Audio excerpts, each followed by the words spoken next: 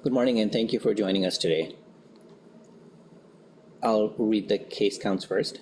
We have a total of 16,838 cases to date, an increase of 6 cases from yesterday. Of these 6 new cases, 1 is travel related, 1 is community acquired, 1 is a close contact to a confirmed case, and 3 cases are still being investigated. We now have a total of 26 cases that are currently active. 12 of these are variants of concerns, and 14 are the regular wild type virus that we are seeing in our community. 16,377 cases have been resolved, and out of these, 1,983 preliminary or confirmed variants of concerns have been identified in our region. Unfortunately, we have lost 435 people as a result of COVID. Currently, there are 4 cases that are hospitalized and 2 are in ICU. There are 2 active outbreaks across Windsor and Essex. 1 is a workplace, 1 is a community. Regarding the vaccines, we have a coverage now of 64.2% all residents, and that includes everyone, whether they're eligible or are not eligible. And out of these, 75% of our adults have received at least 1 dose, whereas 55.6% of our adults are fully vaccinated in Windsor-Essex. I'll now move on to our epi summary.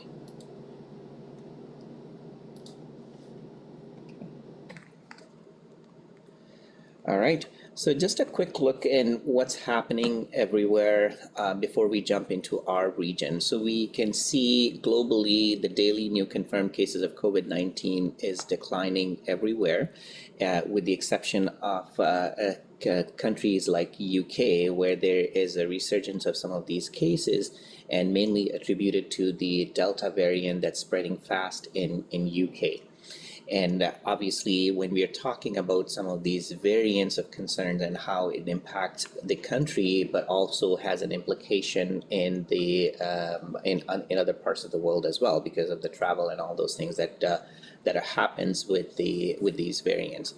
So correspondingly, what we are looking at when we are looking at all of these cases, so one of the indicator that we also have to look at is also the hospitalization of how it's impacting the hospitalization with respect to the large number of cases that are seen everywhere. So overall, hospitalization are also declining everywhere. In UK, it is increasing a little bit. It's not increasing at the same magnitude as it had been previously, but clearly showing that there is a slight increase in the hospitalization, and that can be attributed to the protection of the vaccine, and also triggers that there is a potential for these cases to lead to further hospitalization and further healthcare burden, and all the good work that everyone has done so far with respect to protecting everyone can change locally, but also globally. So in Ontario, what we are seeing is an ongoing decline in the number of cases. So as week over week, day over day, we are seeing that the cases on a 7-day average basis are declining in Ontario. Similar picture in our region. This is Windsor-Essex. And we can see that in Windsor-Essex, our case rates are also declining more so for in the last 2 to 3 months as we deal with, as we continue to vaccinate our people. So in comparison, where we are putting those 2 slides together for Windsor-Essex versus Ontario, we can see that cases are declining in both, but more so pronounced in Windsor-Essex compared to Ontario. And when we are looking at week over week rates, this slides basically capture the incidence per 100,000 population. And what we are looking at is our completed week, and completed weeks ends on Sunday. what we are seeing is 5.1 cases per 100,000 population. But if you're just looking at the last 7 days, what we are looking at is a further decline, which is a 4.2 cases per 100,000 population. This is probably one of the lowest week over week case rates that we have seen throughout this pandemic. So we are in a very better position, in a very good position with respect to our case rates and a lot of the effort that has been done with vaccination. So looking at our data with and comparing our cases with not only the province but also with the southwestern region, and we can see that overall Windsor-Essex continues to be on the decline, whereas southwestern region is showing a slight increase in the number of cases, but overall still it's not to the level that will raise any concerns at this time, but highlighting the challenges that how quickly things can change. So now trying to look at the data that we are seeing by case of in the form of cases that are showing up in the community, we're trying to see how the wastewater surveillance data looks like to correlate the numbers that we are seeing versus the actual cases in the community. So we are seeing that overall the wastewater surveillance data is also showing that the cases are declining. The number of viruses in the wastewater is declining overall in our community, showing that what we are seeing in the data is pretty much what the community is expecting. With the active case counts at 26 cases, which is really good for our community. We hope that this is the actual number of cases, but again, some of the precautions that we still have to take to make sure that all of these efforts are for nothing, and we can continue to build up on what we have achieved and accomplished so far. With respect to percent positivity of all the tests that are being done in Windsor-Essex, in total 375 tests were completed as of July 3rd, and then up to July 3rd, our percent positivity was 1.3%, and this is unchanged from last week. And just last week, approximately, we have tested 2,386 people. So changing the week over week percent positivity, this is just the percent positivity in the last week where we stand in comparison to the province. So Windsor-Essex just in the last 7 days, we had the ninth highest percent positivity in Ontario, and sitting at 1.5%, and this is slightly higher from last week, which was 1.2%. And at this time, we are slightly above the provincial average, which is at 1.3%. So percent positivity by age group, and we have seen that historically our percent positivity is showing some spikes in the 0 to 17 age band, but we are also now starting to see that age band, percent positivity in that age band is also declining, and thanks to some of these vaccination that is available to 12 to 17, and highlighting the importance of vaccinating that particular group. And I know our percent positivity, our vaccination data as well is slightly below where we like to see with the 12 to 17 age group, and the benefit of these vaccination and the impact on all of these percent positivity and the testing in younger population is something that we should continue to look at.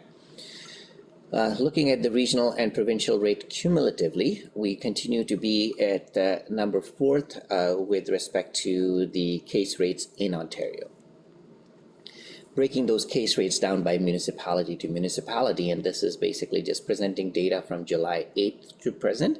And in that, we have seen our case rates in Windsor, City of Windsor is at 6.4, and then followed by some of the other case rates in other parts of the municipality, and some municipality reporting no cases. But again, just a word of caution, this is data just for the last 7 days, 7 to 8 weeks, starting from July 1st.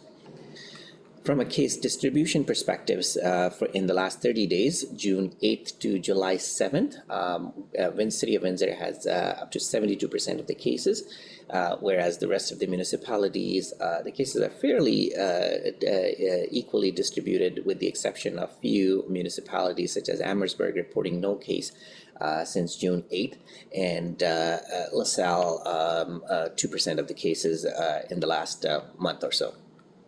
So similar picture in the last 7 days, majority of the share coming from the City of Windsor, while the rest of the municipalities have some share, and then at least 3 municipalities reporting no cases in the last 7 days. Looking at age and sex distribution, as we have reported before, that we tend to see cases in the age band that is unvaccinated or that has a lower coverage of vaccination. So that similar trend continues when we are looking at the cases in the population group is between now 20 to 29 years. 40% of the cases are attributed to in the last 2 weeks. While throughout this pandemic, they continue to have the highest burden of the case, but more so pronounced in the last 2 weeks. And I'll show you the coverage data later on to see how it aligns with each other. From an exposure perspective, not much change. We still see that the cases are coming from pretty much everywhere, but majority coming from the community transmission. Close contacts are continuing to we continue to see some of these cases there, household contacts, as well as some travel-related cases as well. So in the last 7 days, or since the month of July, we have already seen 2 cases that are linked to the travel.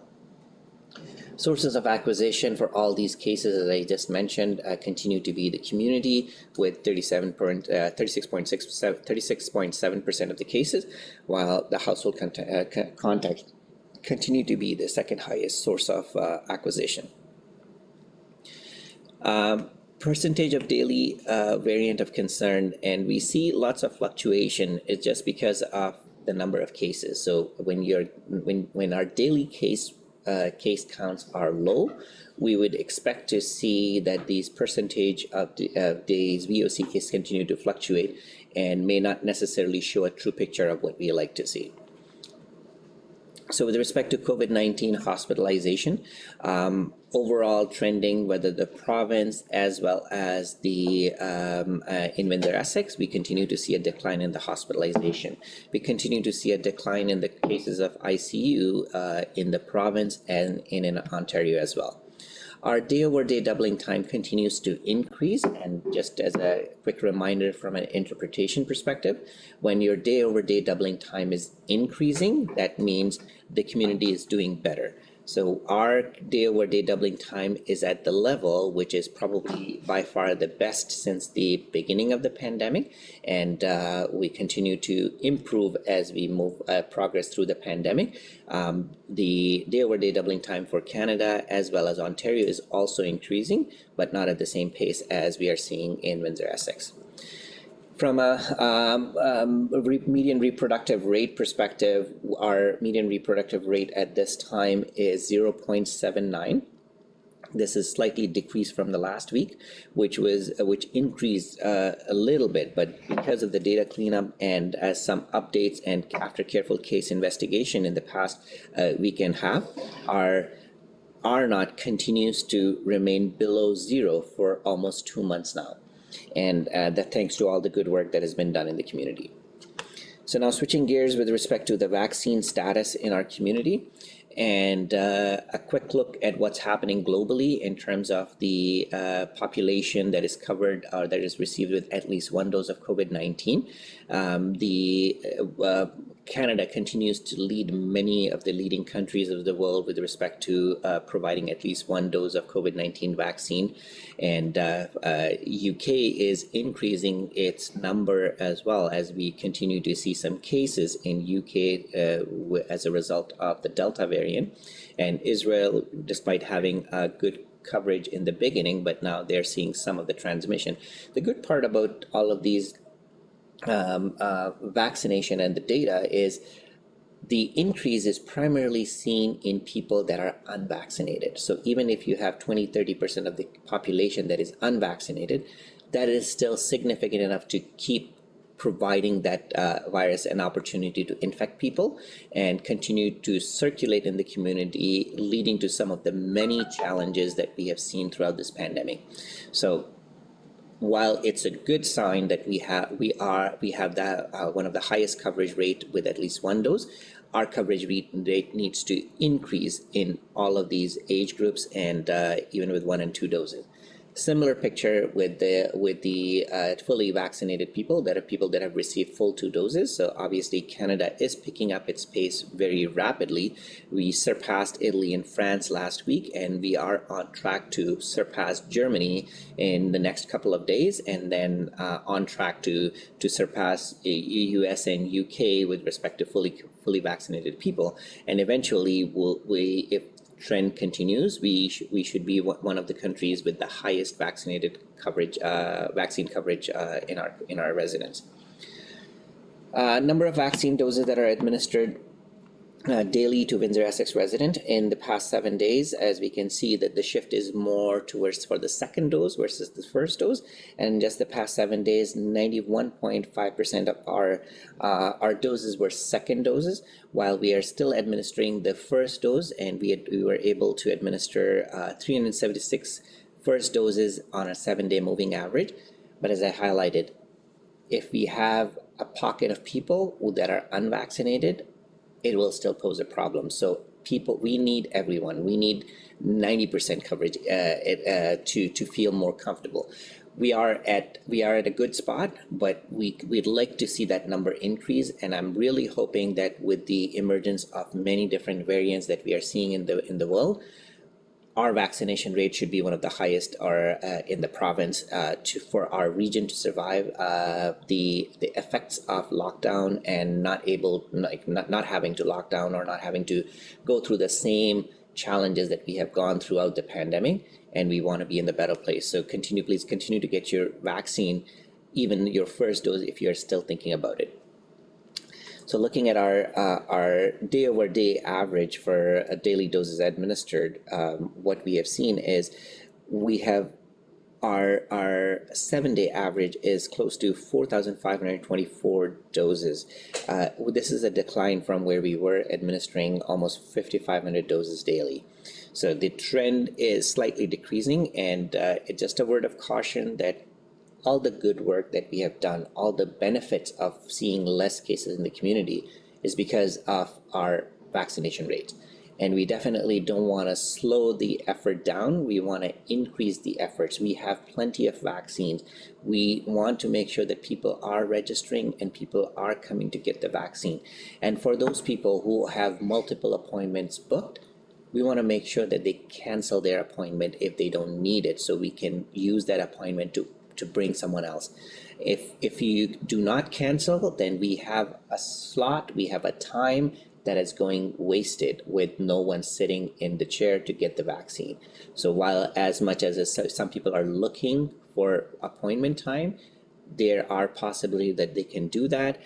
12 to 17, that's our key target group. And there are a number of opportunities for them to walk in, even if they don't have a booked appointment. Get the vaccine as quickly as possible.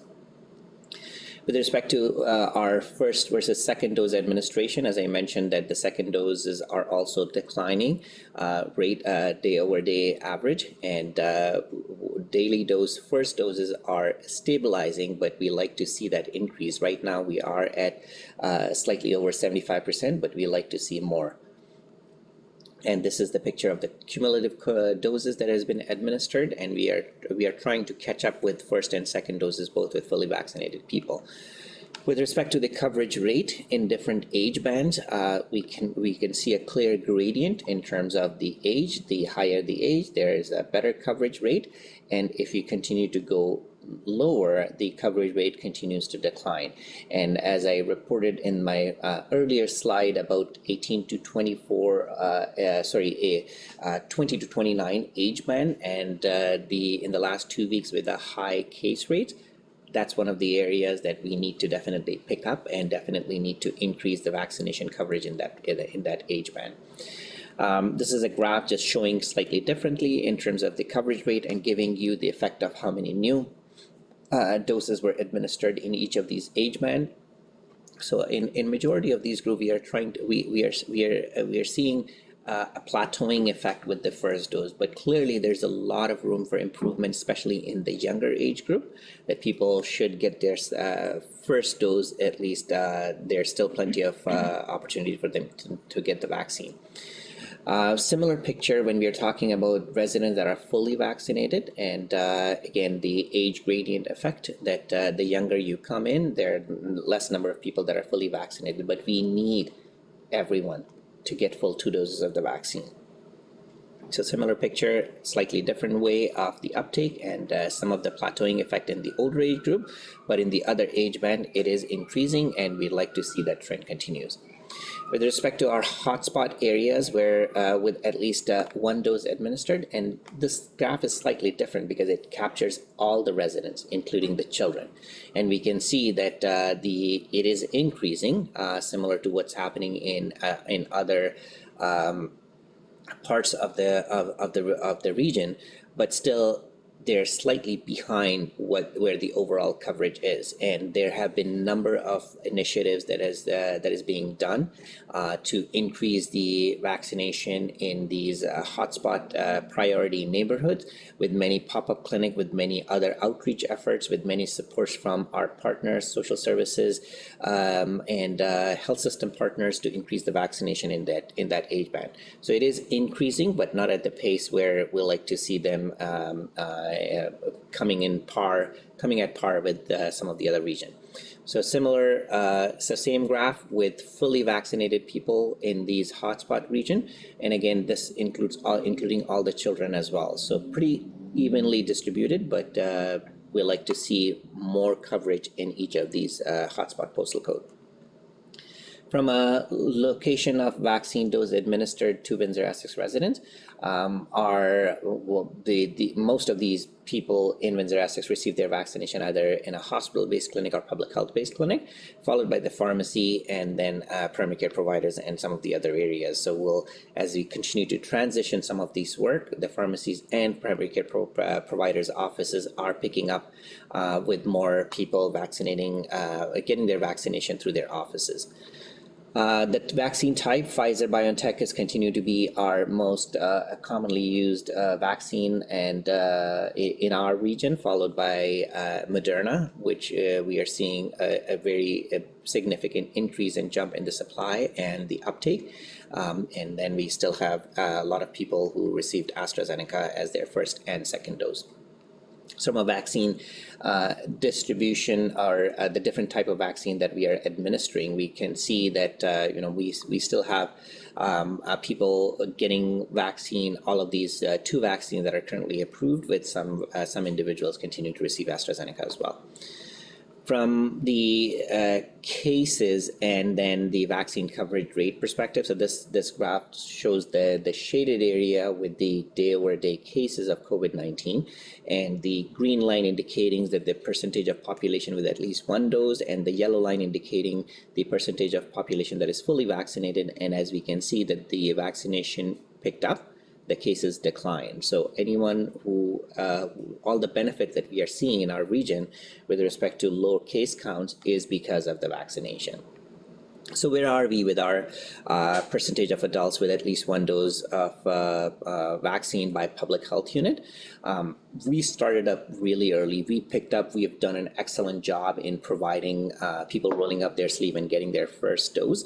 But now we are coming to a point where our first dose are not increasing, and we'd like to see that increase. We'd like to see our coverage rate in the high 80s, in the early 90s. That should be our goal as a community. So we can see that as despite the early pickup in our community with adults and even 12 to 17, that number is not increasing. We like to see the number of first dose increase as well. So please, if you haven't got your vaccine, get your first dose right away.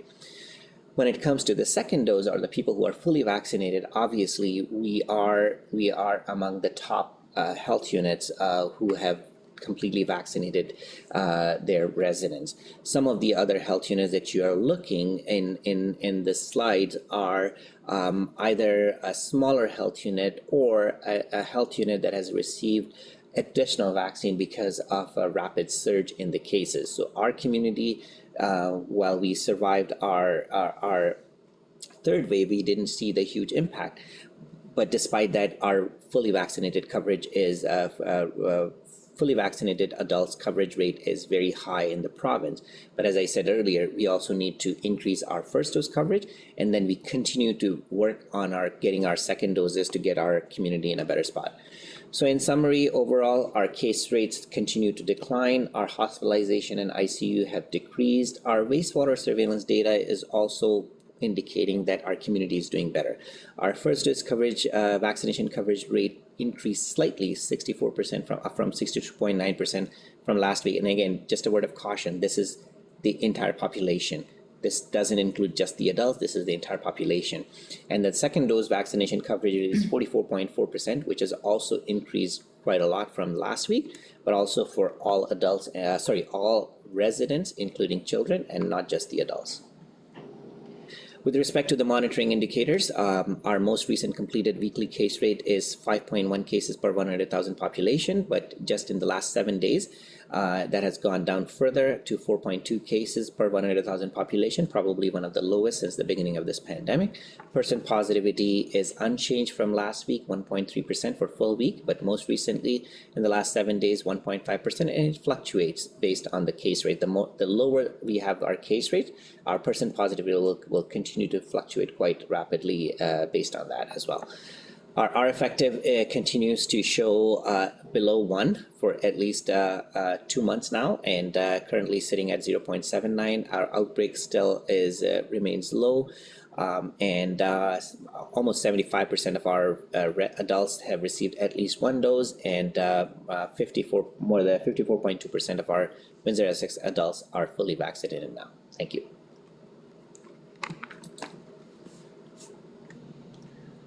We'll now take questions from the media. Today we'll start with Radio Canada. Hi, good morning. I have a question.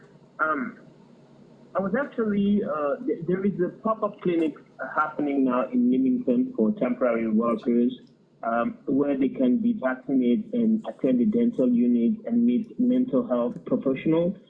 They are also translated there.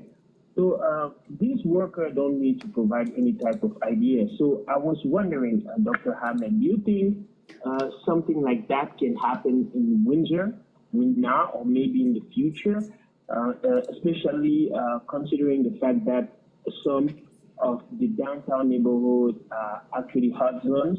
And do you think something like that can also happen in the future in Leamington? So I will answer. Yeah, and Nicole is here as well, our new CEO, and she'll add it up. So from our perspective, yes, definitely, we are trying to provide low barrier access to everyone who's looking for vaccination, and it doesn't mean that they have to provide any type of health card. Health card helps to track down the number, also to provide proof of vaccination and whatnot from an administrative perspective, but from a health benefit perspective, they don't need that health card. We like the health card for better data collection, to know who we are giving out the vaccine. All of these clinics are designed to provide better access to people to get the vaccine. So there are a number of clinics that are already planned in the downtown areas, in the hotspot communities, to provide a low barrier access to our residents to get the vaccine. And there are many initiatives that are currently in play. So I'll ask Nicole to maybe add more to some of the discussion. Yeah, I'll just add to what Dr. Ahmed has already highlighted, that we are working with all of our community partners to plan more events such as this to increase access to vaccination, and not just vaccination, but other health services. The ID piece is something that we have worked closely with partners who work with different subsects of our community to ensure that ID is not a barrier to vaccination. As Dr. Ahmed said, it is helpful to have that information so that for the purposes of having a vaccination receipt, et cetera, but it's not essential, and individuals can be vaccinated without ID as long as we have their address and their name, and they're willing to provide that. So we have worked really hard with our partners to make sure that message gets out there so individuals don't see that as a barrier. Okay, so thank you for the answer. I couldn't hear you well, so I just want to make sure I clearly understood what you said. So regarding the other type of services like dental and mental health, so are you thinking of having this type of services with your vaccination clinic? Yeah, so that was actually an exciting addition.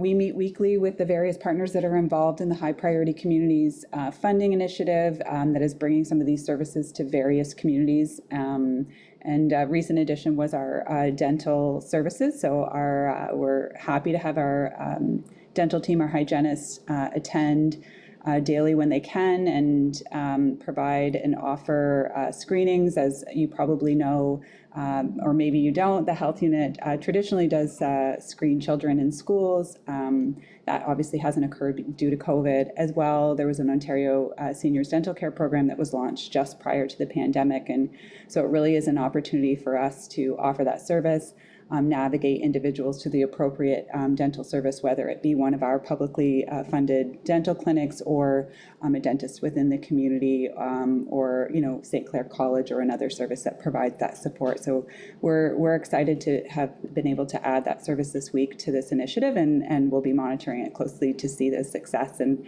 hopefully see that continue.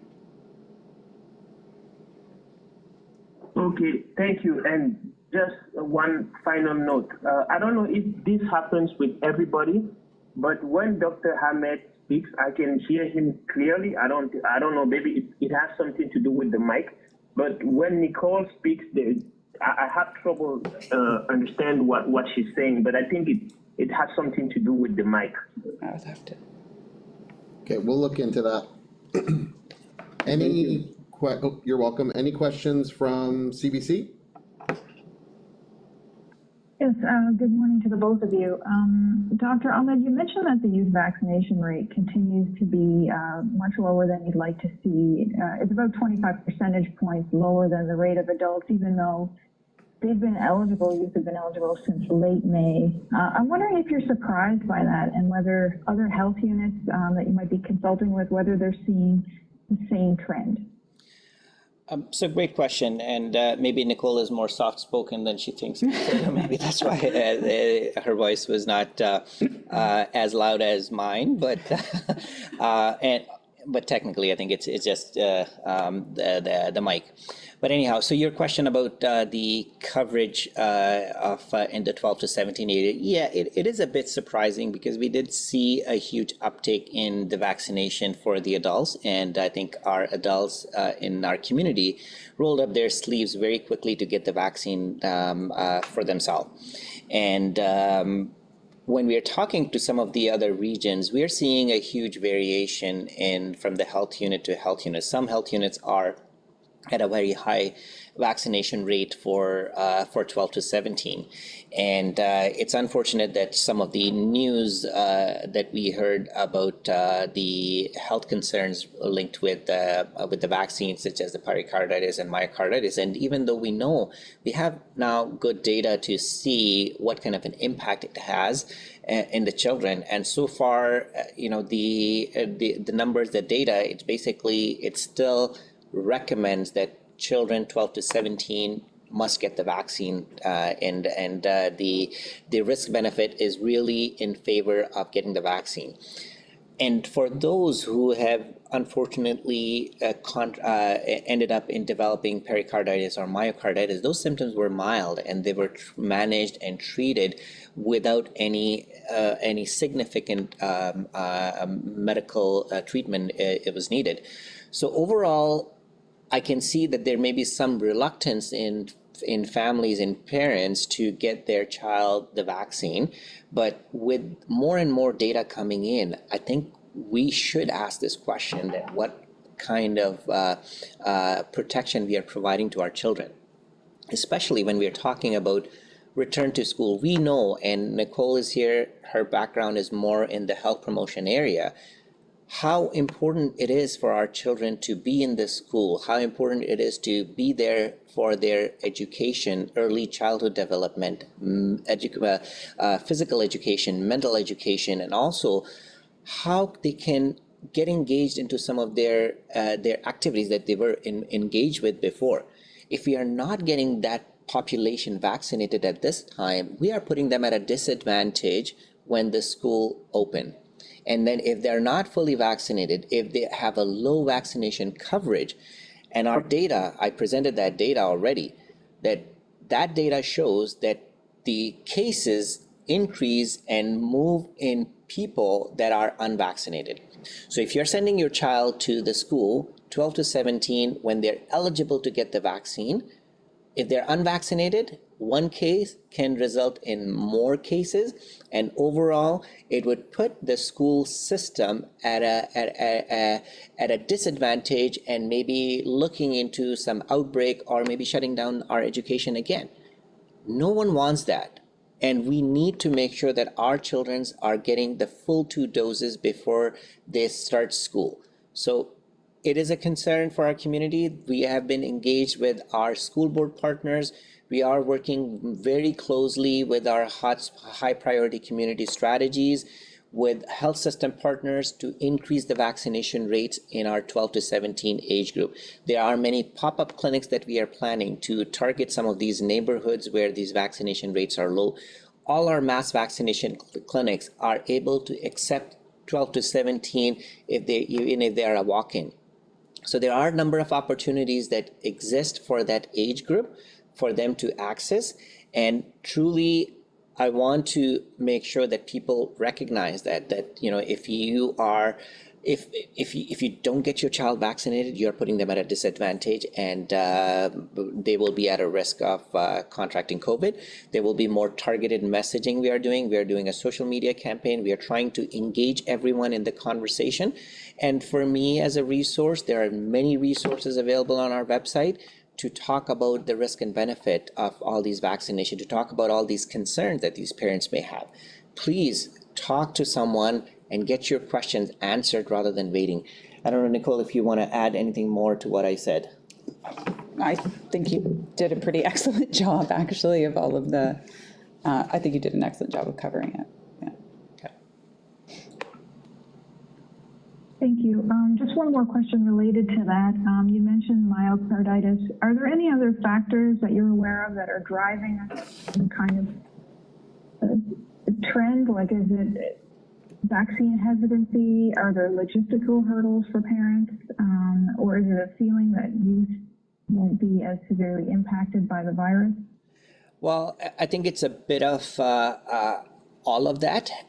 What we know is, especially in the older age band, many of us have seen some of these deadly infectious diseases. We have seen how deadly it can be and how it can, like some of these diseases can kill people. We are able to be where we are because of the vaccination. And vaccination, as I don't have to repeat it, but it's regarded as one of the greatest medical achievements that can protect people from dying. And this has been in the progress, and this has been for years and years. For some of the younger generation who haven't seen some of these deadly diseases, especially living in a country like Canada, where you don't see the spread of infectious disease, they feel that they are not at risk. But with a global pandemic that's raging in every parts of the world, everyone is vulnerable. This is a new virus. Everyone is vulnerable, and everyone can be at risk of not only developing severe disease. We have seen many people died. Millions of people died in some of the countries not far from here, right across the border. Millions of people died. So we don't want to be in that position. So even if there's a feeling or perception that we are not at risk, it's wrong. We are at risk. We are at risk, and we have to do whatever we can to protect ourselves and also to our children. These are valuable treasures. I love my children like everyone else in the region and in the country. I got my son vaccinated just for the reason that I want to provide him the best opportunity, best level of protection as I can. So please take that as an opportunity with respect to some of the other messaging about, the not only just the pericarditis and myocarditis. There could be other concerns. There are very few vaccines that are available for 12 to 17 age group. Right now, it's only Pfizer vaccine that's available. In other parts of the world globally, there are not enough vaccines that are available even for adults, let alone the children. So there are some variation in the messaging, and sometimes these social media messaging can be confusing. People may think that, well, the rest of the world is not vaccinating their children. Why are we? Well, the rest of the world's vaccination rate is very low compared to where our vaccination coverage rate is. The rest of the world's priority is different than what our priority is. We've already protected our most vulnerable. Now it's time to protect everyone. For the rest of the world, they're still trying to protect their most vulnerable. So there's lots of differing messaging. So listen to what your local situation is, listen to what your local concerns are, and these vaccines have been really effective in preventing COVID-19 transmission as well as severe diseases. So please take this opportunity and get the vaccine. Thank you very much. Any questions from Blackburn? Yes, good morning. Just in regards to the data cleanup that's been happening all week, there's been, the reduction of a lot of cases. Can you explain that any way? Is it just, were they recorded, you recorded too many in the past, or what is happening there?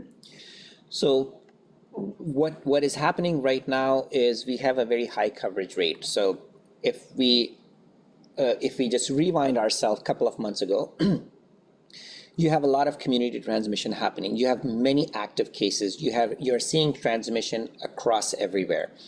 So when we are testing someone, you can say their pre-test probability will increase significantly because there's so many active cases. So anyone has a stronger possibility of getting COVID. So that happens, and when that happens, you continue to see a high number of cases. What is happening is when we are seeing even one or two cases, and we are doing more investigation. We are looking at whether these individuals are vaccinated. What are their symptoms? What are the circumstances that they get tested? And if the data, clinical data, corresponds well with what we are seeing with the lab data, if there's any need for a repeat testing just to see that, whether this test was on a borderline positive or a full-blown positive versus negative. So based on all of that information, there are some changes we are seeing because, our pre-test likelihood is decreasing, our community cases are decreasing, and when we are looking or repeating some of these labs based on the clinical data, we deem them as false positive or doesn't meet the definition criteria, and then we remove them from our case count. So that's why when you're seeing some of these changes, it's based on all of those factors, and we have continued to do that in the past as well. So it's not something that we are doing just now. It's because of the work and because of the changes that we are seeing. We are seeing it more and more, and we'll continue to report as best as possible after doing the investigation. So do you have an idea of the even percentage of tests that may be false positive? How many cases would be coming back? Yeah, so the cases that are coming back, I think it really sometimes there are now many providers, many institutions that are doing the testing. There are many institutions that are doing rapid testing. So there are a number of testing mechanisms that is available right now compared to in the past. In the past, you can only get a test when you're going to the assessment center. You can only get to a test if you are symptomatic. There are more reasons for people now to get more opportunity for them to get tested, either through an employer mandated or either through them getting tested for some other reason. So for example, if someone who lives in the community and they have a medical need to go to the hospital to meet that medical need, and incidentally, if they're found to be positive, then what do? So we review all of those details, and we do a good case investigation. And quite a lot of time, more recently, that's what's happening, that these individuals are coming back as negative or based on our investigation. So we remove them our case count. So that is something that is affecting us. I don't have a percentage to tell you what the total percentage looks like, because really there is no rhyme or reason that why they turn to why they're classified as false positive. It really is based on the investigation in each of these cases. Okay, and switching gears a little bit to vaccines, you mentioned that the daily number of vaccines that we're giving out is decreasing, but our supply is still good. Do you have a time frame in mind where the mass vaccination clinics may not be necessary anymore? I mean, I'm seeing that the appointments are still being booked up, at least at some of the sites, quite regularly, but do you have a time frame in mind where these might not be necessary anymore? Yeah, so we are working closely with all our partners to come to a better use of all the resources. These mass vaccination clinics are very, very resource intensive. We don't want to operate it if there is no need for that in the community. So all of these conversations we continue to have regularly, sometimes maybe more than 2 to 3 times a week, or at least at minimum once a week. So we do have all that discussion. We are hoping that at least by mid-August or some part in August we may not need them, but that's, again, it depends on the supply, it depends on the demand, and also if it means that if the vaccine is approved for younger age bands, so 5 to 11, if we get a vaccine approved for that age band, what does it mean? So all of those conversations we are constantly reviewing. But if, let's say, if all goes well based on what we are seeing, we will see a huge decline in the need for these mass vaccination clinics starting August, at least first to second week of August. So by that time, we want to make sure that we have a very good vaccine coverage rate in our community. Thank you. Any questions from the Windsor Star? Yes, good morning, Doctor, and good morning, Nicole. Welcome to the media party. Doctor, sorry, I'm sort of struggling to understand the data cleanup. So has it been going on with this frequency the entire pandemic? For the most part, yes, we have done that, and we removed some of that data based on the data cleanup, but it's happening more now because of, I guess, some of the opportunities that now we have to do more in-depth analysis on in case investigations, case reviews of all these cases. And as I said, there are reasons now for people to getting tested for COVID as part of any routine procedure. And then what happens then, because previously, not many people were going there. And especially if people are fully vaccinated, it just reduces their likelihood of acquiring the disease. So that's why we are seeing it more, but it's not unexpected. We'll continue to see some of these as we continue to do a better case investigation for people who are fully vaccinated with no symptoms and their risk of spreading the disease. Okay, is that what you mean by pre-test likelihood, that they were tested for whatever reason, they don't have symptoms, they were fully vaccinated, so the likelihood of them actually having had COVID-19 before that test is very low? That is correct. Okay, thank you for that explanation. Separately, how many primary care provider offices are administering doses? So that's More than 6, so I think. more than? More than 60, isn't it? Yeah, so I think so when you're saying primary care providers, it may be different in terms of the actual number of physicians versus the number of offices. There are some offices that have multiple physicians that are providing the vaccine. So I think I don't have the exact number, but an estimate I can say that at least 60 physicians in our community are providing the vaccine to our community, and we are trying to increase that number. We are actively trying to recruit more physicians to offer vaccine for everyone. Thank you. Any questions from AM 800? Dr. Ahmed, your colleague in the Niagara region is calling for the Canada-US border to stay closed into the fall. Do you agree with his thoughts? So would you like to see our border here with Michigan closed until the fall? Well, that's a tough one, and as I said, that it's the global situation for COVID-19 is very different. It differs from region to region. It differs from state to state. It differs from province to province. There will be eventually a situation where you have to open up the border, and it really depends on the risk, who these borders are being opened for, which countries, which states that these borders are being opened for. I don't want to say that I'm completely opposed to it, but I also don't want to say that let's open it up.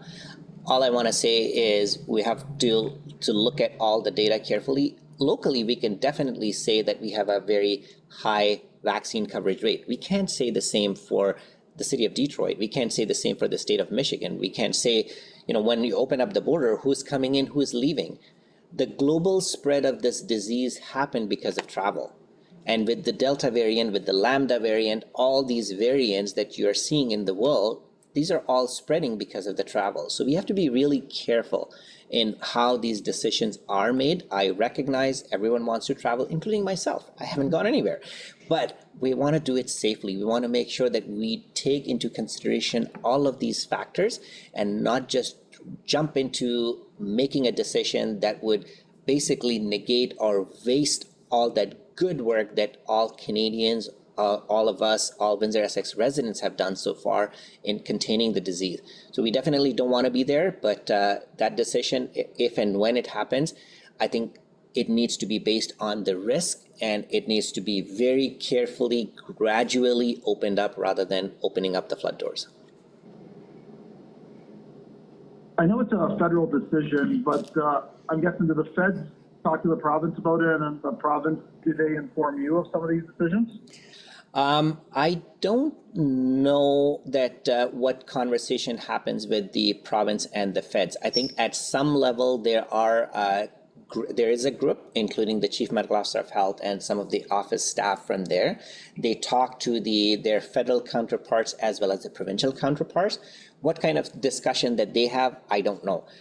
For border-specific decision, because those are not local decisions, so I am typically not involved in some of these decisions, but sometimes I do get I do provide direct input to our province based on our local situation, because we are a border city, but I haven't had any of this discussion as of today.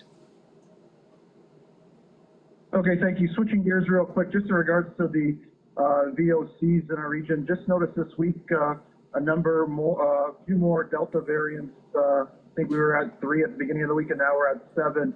Are those from the last 14 days, or I know you told us before sometimes the testing takes a little bit longer. Could these be from a while back, or are these recently? So I know at least one of them was from some while back, and it was a delayed report. Others are relatively new ones. And we were able to identify, trace, track, and isolate those individuals quickly. So that's why we are not seeing a huge increase in the Delta variant. But we know as a province, it is becoming one of the most dominant strain in Ontario. Thank you. Any questions from CTV?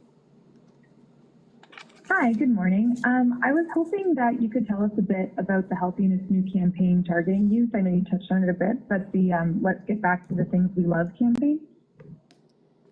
I'll pass it on to Nicole to answer. Or Mike. Okay, I was just saying that Mike's probably the best person to answer this question, but yeah, we've had this campaign running for a while, and we are using different social media platforms, including Snapchat, and exploring other platforms that we know youth frequent. And really, it's just about getting the message out there. I think Dr. Ahmed touched on it earlier, all the reasons why vaccination is important. So there are certainly the health reasons, but also those social reasons, all the things that we're missing because of the pandemic. And we know being fully vaccinated will get youth back to those things that they love, whether it be seeing your family, participating in team sports again. And so if those are the motivators, we'll hope to get that message out there. So we'll monitor it, and if we need to adjust, we'll continue to do so, and hopefully it'll be youth informed as well along the way. Thank you. And Dr. Ahmed, I know you touched on this as well. According to data from Public Health Ontario, unvaccinated people accounted for 93% of COVID-19 fatalities between December 14th of last year and June 12th. Can you comment on COVID cases presenting in people who are unvaccinated? Yeah, so I think that has been a concern, and this is exactly what's happening in other parts of the world as well, that people who are unvaccinated, they are the one who's contributing to the acquisition and transmission of the cases. So even when we're talking about we have 75% coverage rate in our adults, you still have 25% of our community that are unvaccinated. So 25% roughly translates into almost close to 100,000 people in our community, including children. So we do know that, if that's the proportion that are still vulnerable, there is a possibility that the disease can continue to spread in that population and can pose risk to our community. So that's why we definitely want to increase our coverage rate to a very high level to provide the level of protection. We know with all these variants and everything, people who are fully vaccinated, even if they're acquiring the disease, the severity is not there. So even when I presented from UK, you're seeing a huge increase in the number of cases, but we are not seeing the same for the hospitalization and ICU utilization. So if people who are vaccinated, even if they contract it, they won't get sick to the level that they require any medical support. But for people who are unvaccinated, if they contract, they have the potential to develop more severe disease and severe consequences. So we definitely don't want to be in that position.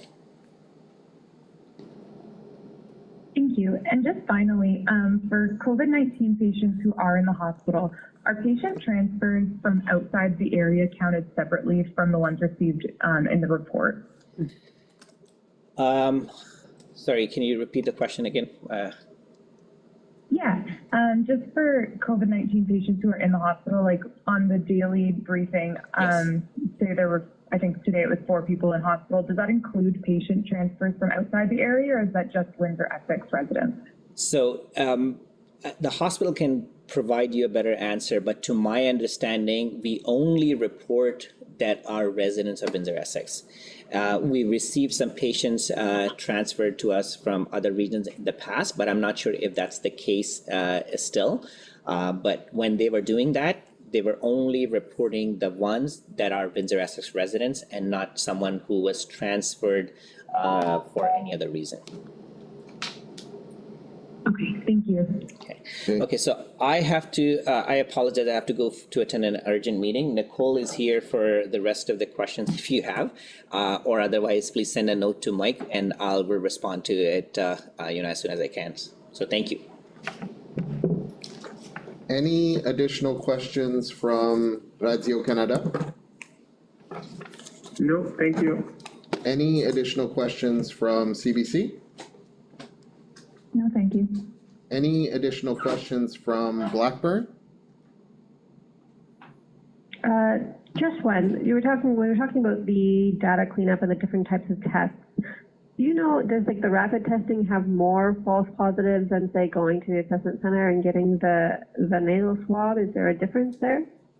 So there is a difference between the rapid test and then the PCR test. So The PCR rapid. Sorry, you cut out there. Oh, so there is a difference between the two tests. So when you have the rapid test, usually there's a confirmatory test with a PCR. So what the assessment centers are using is a PCR test. And so it does have, I wouldn't say that the rapid tests have a high rate of false positives, but it is.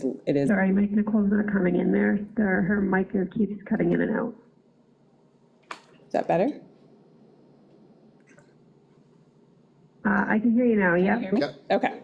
So I guess what I was just saying is that there is a difference between the two tests. So the rapid test does require a confirmatory test, and some of that has changed. Dr. Ahmed's probably the best person to answer, but that there is a potential for the rapid test that there is a false positive, and it is more likely with a rapid test than the PCR test done at the assessment center. Okay, thank you. Any additional questions from the Windsor Star? No, thank you. Any additional questions from AM 800? No, thanks. Any additional questions from CTV? No, thank you. Okay, thank you everyone. Have a great weekend. We'll see you next Friday.